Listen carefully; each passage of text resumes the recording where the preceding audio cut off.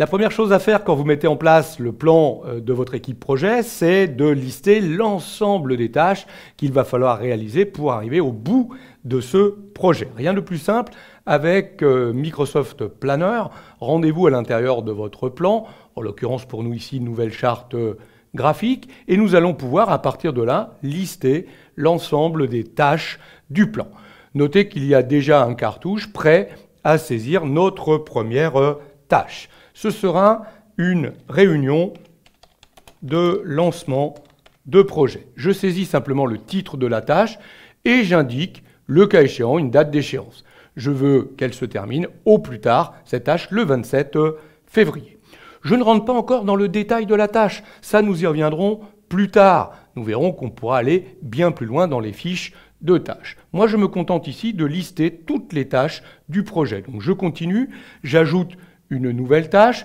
J'aurai ensuite une étape de réflexion. Alors, notez que si je fais une faute d'orthographe dans la saisie, vous avez vu, j'ai un correcteur orthographique, un clic droit sur le mot qui est mal orthographié et on me propose immédiatement une correction. Donc, réflexion autour de nos valeurs. C'est vrai qu'on va avoir des valeurs, des atouts, on veut véhiculer une image, donc il serait intéressant de réfléchir autour de cela avant de mettre en place notre nouvelle charte graphique, puisqu'elle dépendra un petit peu de ces atouts, de ces valeurs, de cette image qu'on veut mettre en évidence. On va définir une date d'échéance également, on va dire que cette fois-ci, on veut avoir fini ça pour le 10 mars, et on continue comme ça en ajoutant des tâches. Donc vous voyez que ce n'est pas très compliqué, on donne un titre à la tâche et une date d'échéance pour l'instant, rien de plus.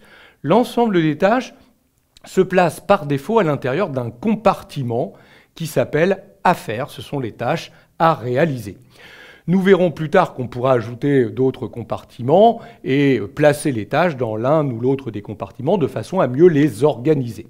Toutefois, ici, vous voyez qu'il est possible de renommer, si on veut, ce compartiment. On pourrait dire, évidemment, que ce sera un premier compartiment qui correspondra plutôt à une analyse, une réflexion